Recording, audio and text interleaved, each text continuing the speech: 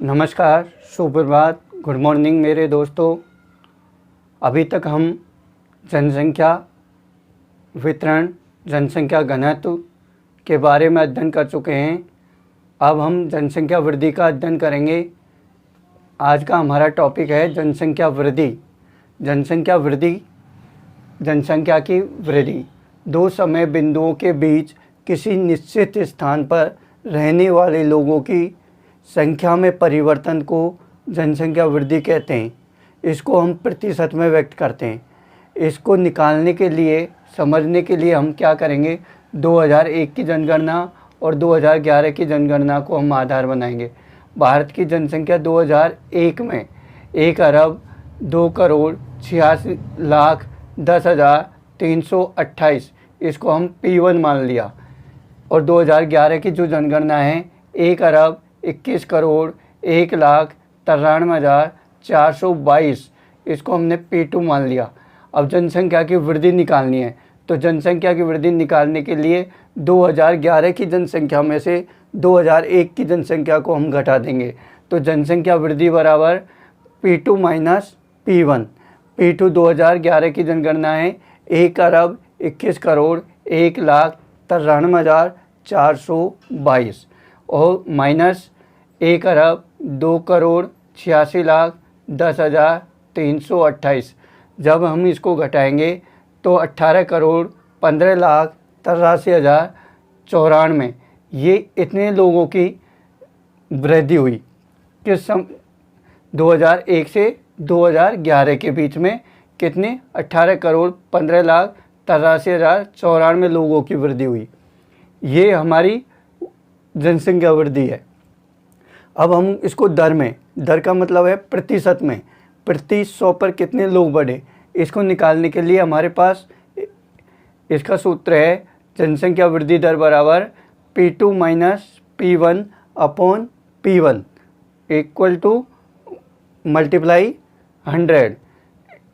तो P2 minus P1 क्या आ गया हमारा?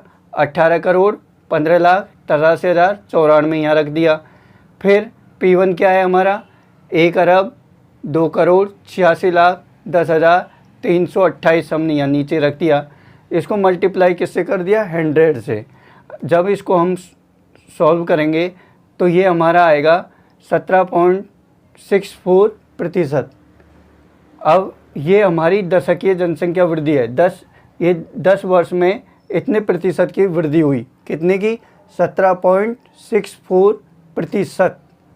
अब जनसंख्या वृद्धि के घटक एलिमेंट क्या है? एक प्राकृतिक वृद्धि दर और अभिप्रेरित वृद्धि दर। प्राकृतिक वृद्धि दर वो होती है जिसमें जन्म दर और मृत्यु दर को सम्मिलित किया जाता है। अभिप्रेरित का मतलब होता है इसमें अंतर्वर्ती और बहिर्वर्ती संचलन को सम्मिलित किया जाता है। आप्रवास और उत्प्रवास होता है। ये अब आप अगले लेसन में पढ़ोगे। आप्रवास और उत्प्रवास को हम अगले लेसन में समझाएंगे। अभी हम इतना समझ लेते हैं कि अंतर्वर्ती और बहिर्वर्ती। अंतर्वर्ती का मतलब आना और बहिर्वर्ती का मतलब है जाना। आने वाले और जाने वाले लोगों के कारण जो जनसंख्या वृद्धि होती है वो अभिप्रेरित वृद्धि दर में सम्मिलित की जाती है। भारत में जनसंख्या के दोनों है ना, दशकीय और वार्षिक दोनों दर है वो ऊंची है। भारत की जो दशकीय वृद्धि दर अभी हमने निकाली है 17.64% और वार्षिक वृद्धि दर है वो 1.64%। जनसंख्या वृद्धि दर आपकी समझ आ गई होगी। अब हम आगे बढ़ते हैं। 1901 से लेकर 2011 तक की दशकीय जनसंख्या वृद्धि दर है, उसको हम एक सारणी के रूप में लिखा है। इसमें हमें 1901 को आधार वर्ष माना है, इसलिए ये खाली छोड़ा गया है।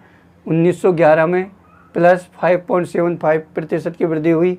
1921 में माइनस 0.31% की वृद्धि हुई। 1931 में 11.64% की वृद्धि हुई और 1941 में 14.22% की वृद्धि हुई। 1951 में 13.31% की वृद्धि। 1961 में 21.51% की वृद्धि। 1971 में 24.80% की वृद्धि, 1981 में 24.66% की वृद्धि, 1991 में 23.85% की वृद्धि, 2001 में 21.51% की वृद्धि, 2011 में 17.64% की वृद्धि एक टेबल के रूप में लिखी गई है। इस टेबल को देखने पर हमें 4 सुस्पष्ट अवस्थाएं दिखाई देती है। 1901 से लेकर 1921 तक एक अवस्था फर्स्ट अवस्था है, 1921 से लेकर 1951 तक सेकंड, 1951 से लेकर 1981 तक थर्ड स्टेज और 1981 के बाद फोर्थ स्टेज। ये 4 स्टेज हैं। 4 स्टेजों की अलग अलग विशेषताएं, इनमें अलग अलग परिवर्तन हुए हैं। तो प्रावस्था कै, इसमें क्या हुआ, 1901 से लेकर 1921 की अवधि को सम्मिलित किया गया है। ये क्या है, 20 वर्ष का टाइम है। इसकी अवधि को धीमी वृद्धि की अवधि कहते हैं। कौन सी वृद्धि की अवधि, धीमी वृद्धि की अवधि। इसमें ऋणात्मक वृद्धि भी हुई है, 1921 में ऋणात्मक वृद्धि हुई है। ये वृद्धि दर इस टाइम पे क्या थी, अत्यंत निम्न थी। क्यों, जन्म दर उच्च था, मृत्यु दर उच्च था। जैसे किसी परिवार में 4 लोगों ने जन्म लिया, 3 लोग मर गए, तो जन्म दर क्या हो गया, उच्च हो गया, मृत्यु दर भी उच्च हो गया। लेकिन वृद्धि 4 - 3 = 1, वृद्धि कितनी, 1 की वृद्धि हुई, तो ये वृद्धि दर क्या हुई, निम्न हुई। तो ये इस अवधि को कहते हैं वृद्धि दर अत्यंत निम्न, जन्म दर उच्च और मृत्यु दर उच्च। दोनों उच्च है लेकिन वृद्धि दर क्या है, निम्न है। इस टाइम ये निम्न होने, वृद्धि दर निम्न होने का क्या कारण है, इसका कारण है उस टाइम निम्न स्वास्थ्य एवं चिकित्सा सुविधाएं उपलब्ध होना। उस टाइम पे हेल्थ फैसिलिटी अच्छी नहीं थी। फिर है निरक्षरता। निरक्षरता मतलब साक्षर लोग बहुत कम थे, पढ़े लिखे लोग बहुत कम थे। भोजन और अन्य आधारभूत आवश्यकताओं की अपर्याप्त वितरण। भोजन और अन्य आधारभूत आवश्यकताएं उनका अपर्याप्त वितरण था, मतलब सही टाइम पर उनका वितरण नहीं हो रहा था, सही जगह पर उनका वितरण नहीं हो रहा था। जहाँ आवश्यकता थी वहाँ वितरण हो नहीं पा रहा था, और जहाँ पर था वहाँ पर चिकित्सा सुविधाओं की कमी थी। तो ये इनकी मतलब धीमी वृद्धि का ये एक मेन कारण था। ये 3 कारण थे। अब प्रावस्था ख आती है। प्रावस्था ख 1921 से लेकर 1951 तक। ये क्या है, निरंतर वृद्धि की अवधि। निरंतर वृद्धि की अवधि देखिए, 1921 में नेगेटिव थी, लेकिन 1931 में 11, 1941 में 14, 1951 में 13। तो निरंतर इसमें क्या हो रही है, वृद्धि हो रही है, इसलिए निरंतर वृद्धि की अवधि कहलाती है ये। इस टाइम पे क्या हुआ, मृत्यु दर में थोड़ी कमी आई और जन्म दर में क्या हुई, वृद्धि हुई।